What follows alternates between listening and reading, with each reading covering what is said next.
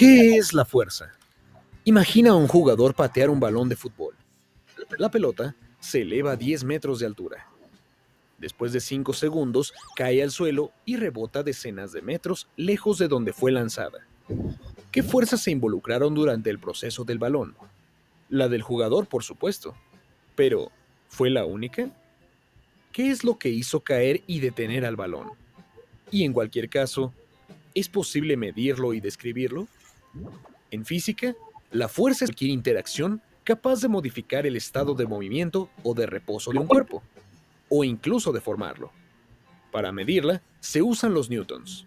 Un newton equivale a la fuerza necesaria para acelerar un kilogramo de masa a 1 metro sobre segundo al cuadrado, en la dirección en que se aplica la fuerza.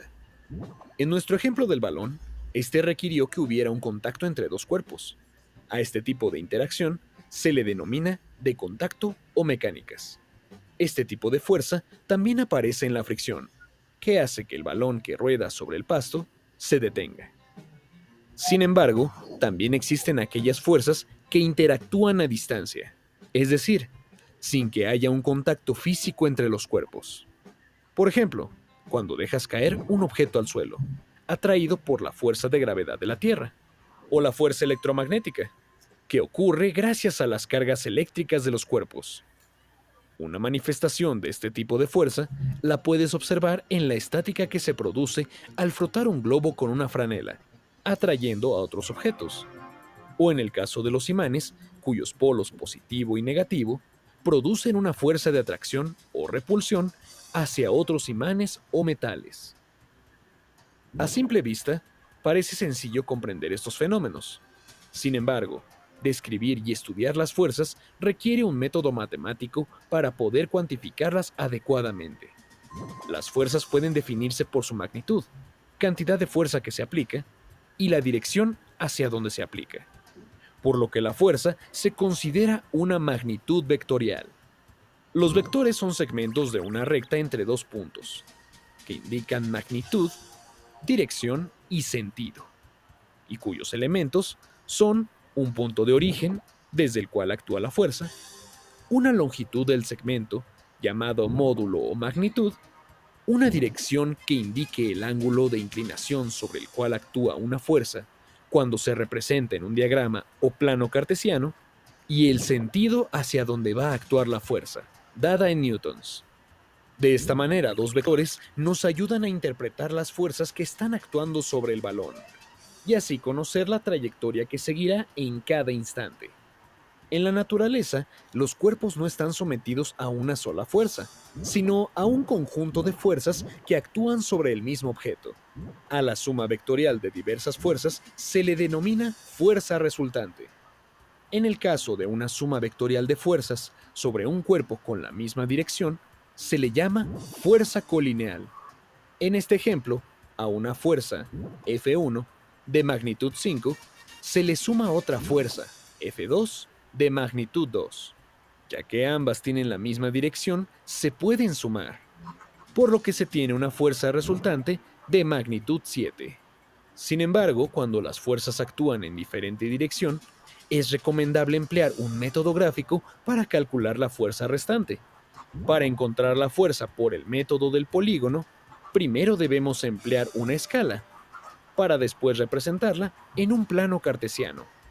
En este ejemplo, cada magnitud de 10 newtons equivale a 1 centímetro. Así, a cada vector en el sistema le corresponde su valor en centímetros. Ahora, hay que representar la fuerza resultante en un plano cartesiano. En este caso, comenzamos con el vector de 40 newtons. Sin embargo, puedes comenzar con cualquiera de los demás vectores. Se traza la primera línea siguiendo la dirección y el sentido de la fuerza. Después, y con el uso de un transportador, se traza la dirección y sentido del siguiente vector usando el ángulo dado. Así, hasta representar todo el sistema.